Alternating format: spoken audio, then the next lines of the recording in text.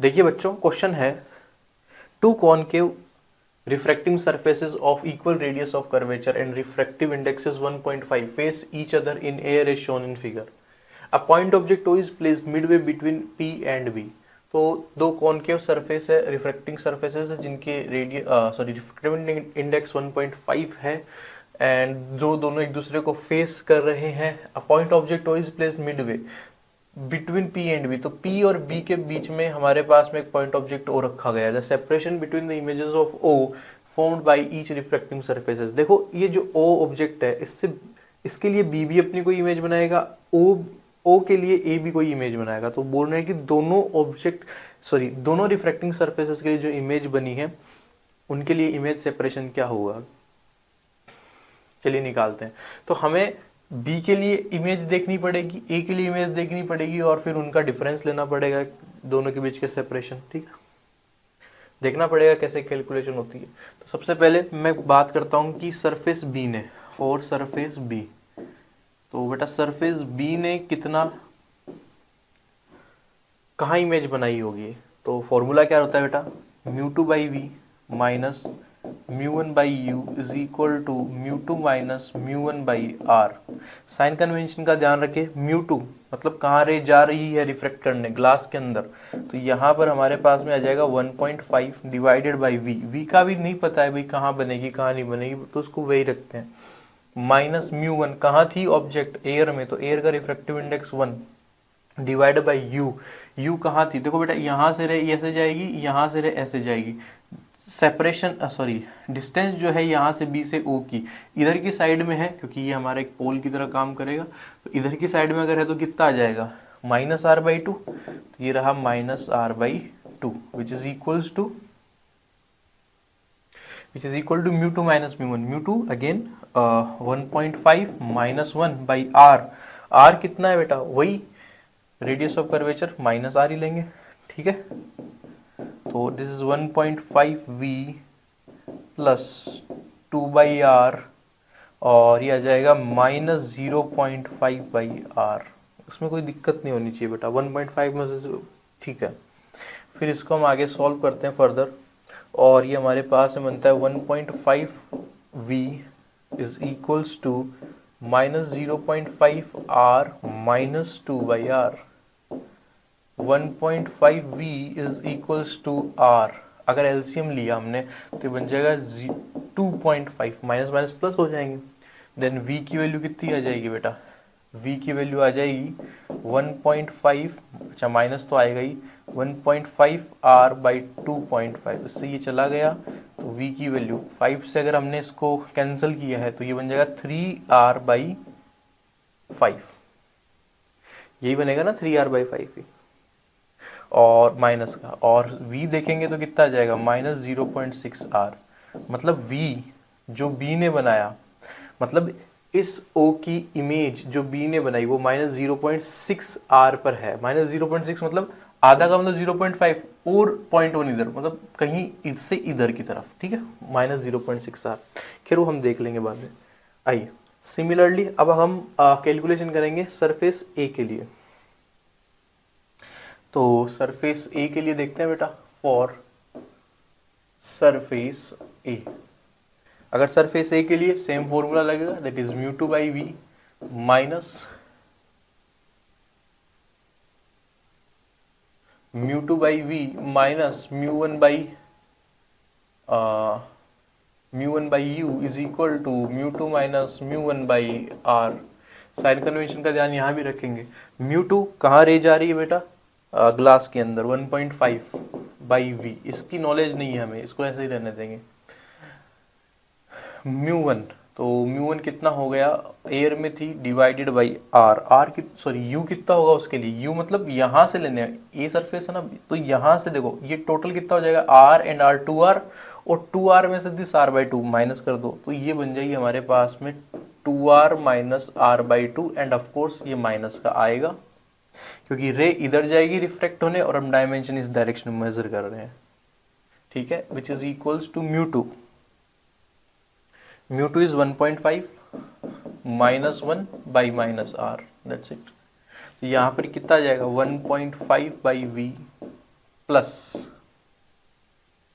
1 by, इसको अगर 2 LCM ले लेते हैं तो ये बन जाएगा 4r माइनस आर,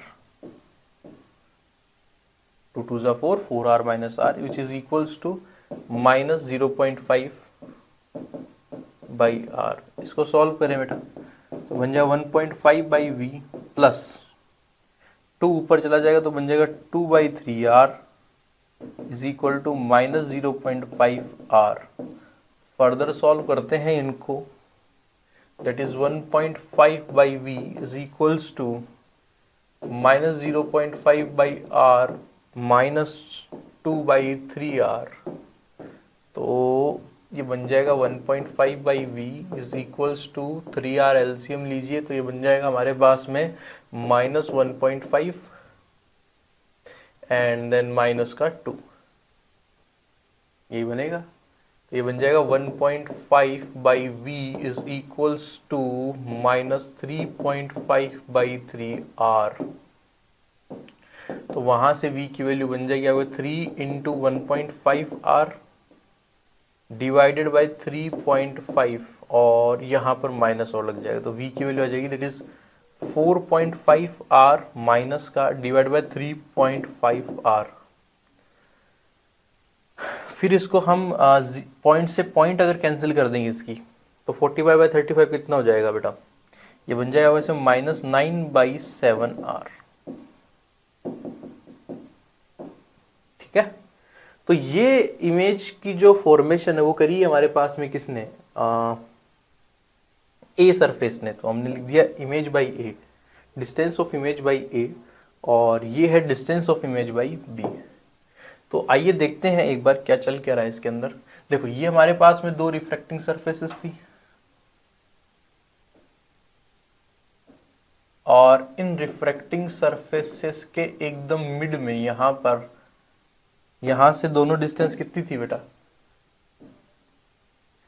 2r। अच्छा अब देखो क्या होता है, VA क्या है माइनस 9/7r, VA है क्या, डिस्टेंस ऑफ इमेज बाई ए। अगर ऑब्जेक्ट यहां है तो यहां से सारी कैलकुलेशन करी होगी O को ले, इस पॉइंट को लेके, A को लेके, तो यहां से नेगेटिव किधर होगा, राइट साइड में, और नेगेटिव अगर राइट साइड में होगा तो कितना, माइनस 9/7r, मतलब ये लगभग लगभग 1 से ज्यादा ही बन रहा है।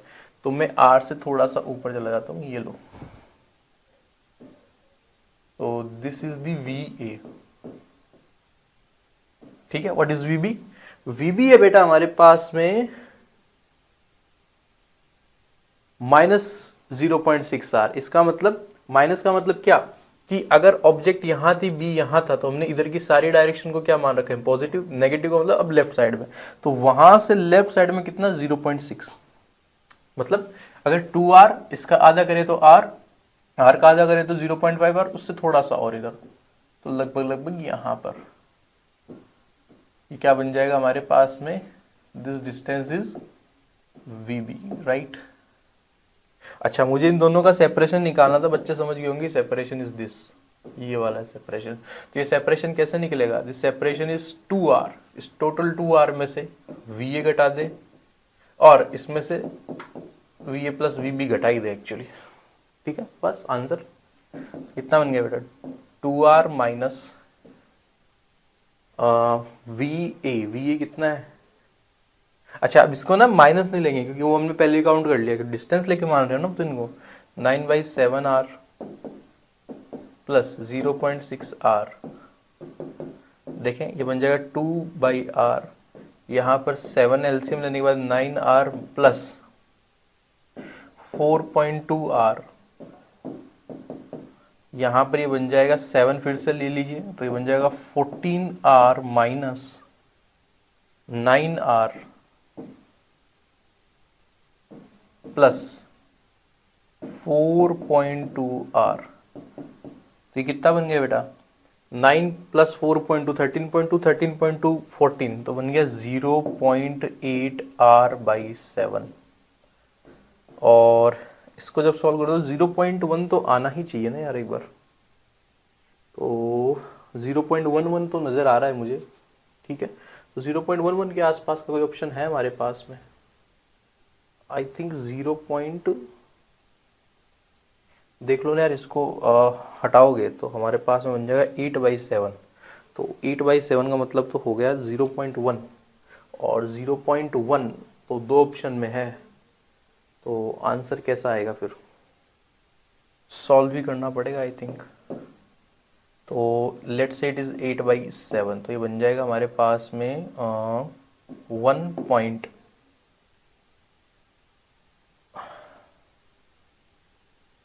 1.4, तो मतलब 0.4 के आसपास आना चाहिए, क्योंकि जीरो पहले पास, इसके पास पहले कम थी, तो 0.14 के आसपास आना चाहिए answer. That is in option number I think 1।